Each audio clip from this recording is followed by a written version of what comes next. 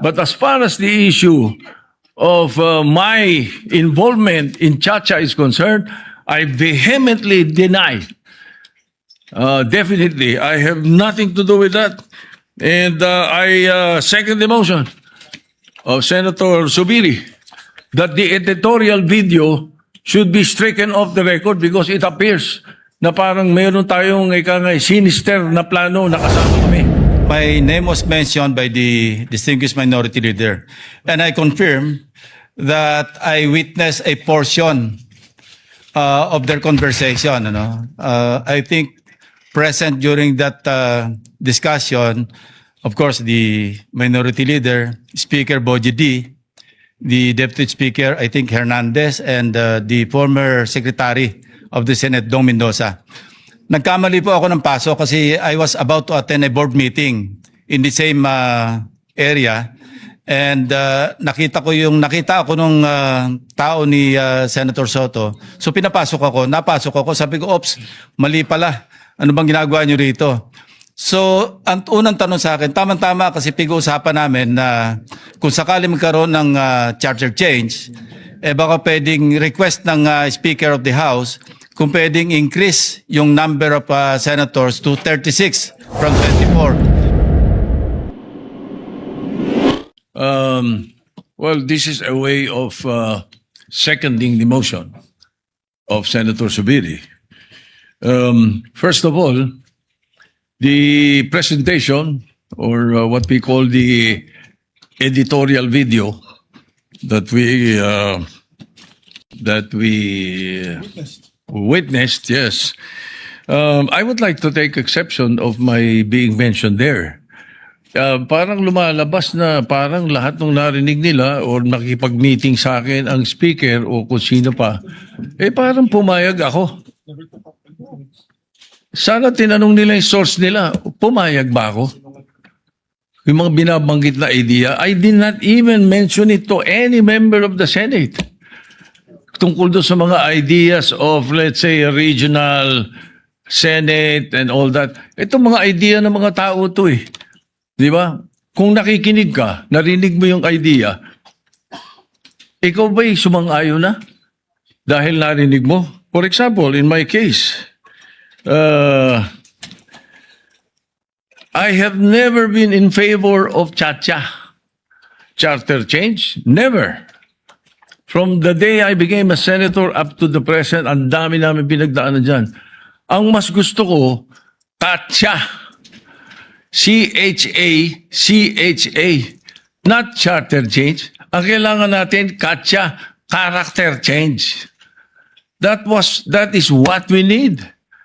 Kaya kung merong, let's say, may idea ang Speaker of the House, gustong kausapin ng Senate President at sinasabi nila, meron silang mga membro, ganito, idea ganito, nag-idea ganito, ay ibig sabihin ba nun, mali na kagad ako dahil narinig ko?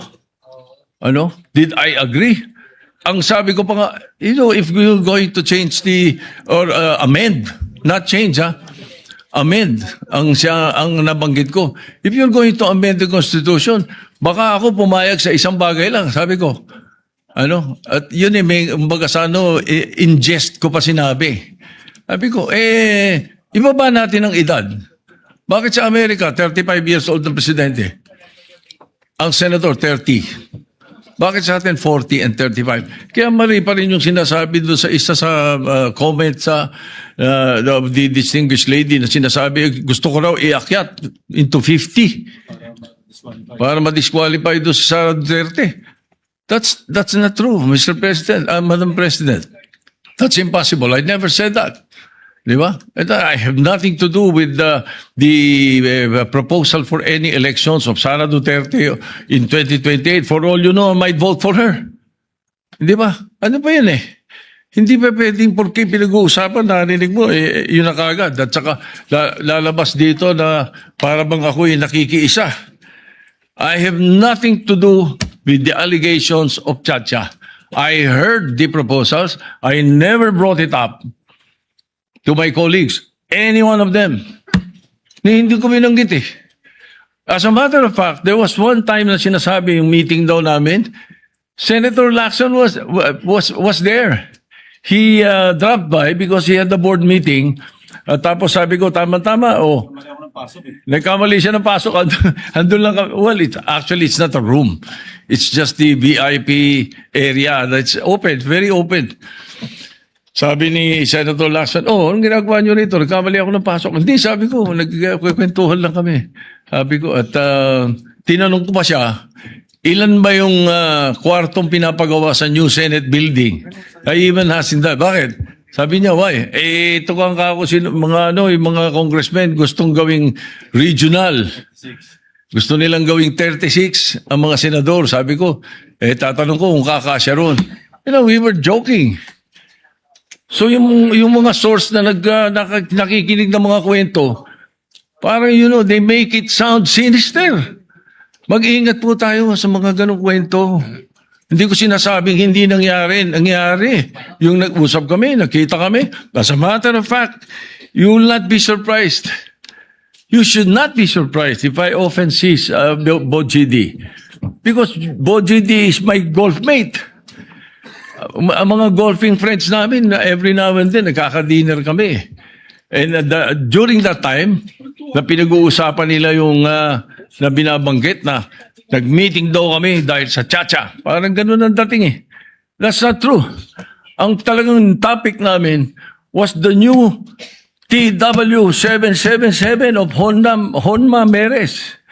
It's a new set of clubs that Speaker Boji was telling me that he wanted to buy and asked me if I tried it already. Kami mga golfing buddies na grupo. Even Dom Mendoza was there because Dom Mendoza is NPC also. He's the Secretary General of NPC. So pagka nakikita-kita kami almost, every 2 weeks? Every month we have an NPC meeting.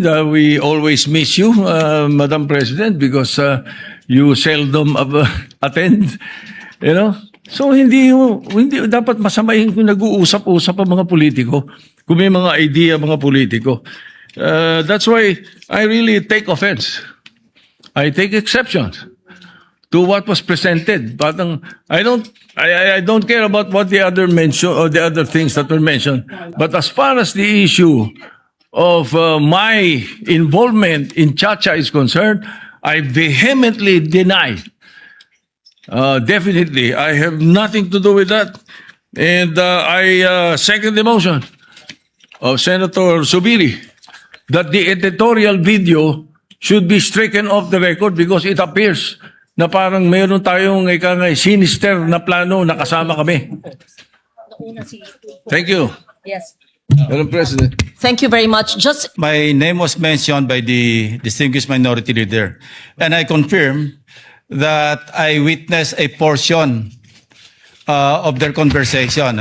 I think present during that discussion, of course, the minority leader, Speaker Boji D, the Deputy Speaker, I think Hernandez, and the former Secretary of the Senate, Dong Mendoza. Nagkamali po ako ng paso kasi I was about to attend a board meeting in the same area. And nakita ako nung tao ni Senator Soto. So napasok ako, sabi ko, "Ops, mali pala. Ano bang ginagawa niyo rito?" So, ang unang tanong sa akin, tama-tama kasi pag-uusapan namin na kung sakali magkaroon ng charter change, baka pwedeng request ng Speaker of the House kung pwedeng increase yung number of senators to 36 from 24. Ang naging role ko naman doon, kasi tama-tama, ilan ba yung kwarto doon sa Senate building? Sabi ko, 65, kasi yun ang request ni Senator Pimentel at that time. He was also thinking of increasing the number of senators. So, 36 lang kailangan. So, after that, and I confirm na probably ako yung sinasabi ni Lito Banayo na source because immediately or the following Thursday, we used to have this Thursday eating club attended by Lito Banayo, Gringo Hunasan, and several other personalities. Some former senators, former congressmen, incumbent congressmen, sometimes Governor Rudito Albano would be there, ex-Congressman Suplico, and several others. So ako naman, walang out of, wala naman seryoso sa pag-usapan. So, I shared, sabi ko, kanina nga pala nung Monday or Tuesday, sabi ko na napapag-usapan na i-increase yung number of senators. So parang kwentuhan lang yon.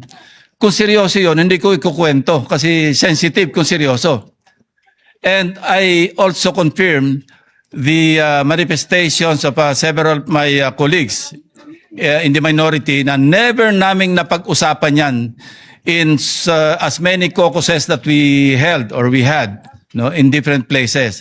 Ang pinag-uusapan po lang namin, Madam President, kung paano natin isasalba yung integridad, yung dignidad, yung reputasyon ng Senado. Wala po kami ibang pag-uusapan na kaya kami magpaplano na mag-take over sa Senate leadership para sa CONAS. Never. I confirm their earlier statements, Madam President. So, kanina nabanggit ni Minority Leader Tito Soto na ang unang press statement ng ating distinguished Senator from Ilocos Norte, kaya raw babaguhin yung age of qualification. Itataas daw from 40 to 50 para ma-disqualify si VP Sara kasi hindi pa siya mag-50 in 2028. Baligtad po ngayon ang sinasabi. At baligtad doon sa katotohanan, dalang narinig ko usapan nila, ibababa yung age ng mga senador, hindi po si Presidente. Mga senatorial candidates, ibababa from 40 to 35. Nagbiro pa nga ako, ng Presidente, Nagbiro pa nga ako, sabi ko, partner, para ba kay Vico Soto yan? Nagbiro pa, in jest, of course, Mr. President. Oh, Madam President. Yun po yung takbo ng usapan. So, paano nabuo yung istorya? Nakatakot-takot po yung mga video. Wala pong katotohanan. Kaya nung na-interview po ako ng media, sabi ko, outright lies. Flat lies. Kasi hindi po totoo na napag-usapan doon na itaas yung edad, yung qualifying age, pagtapo ng Presidente sa Vice Presidente from 40 to 50 para ma-disqualify. Nothing could be farther from the truth, Madam President. So, with that, I support the motion of the former Senate President, former Majority Leader Mig Zubiri, na to strike off the record yung mga portions na offensive sa mga kapwa natin senador, Mr. Minus the whole video. Yeah, minus the whole video. I support that motion, Madam President.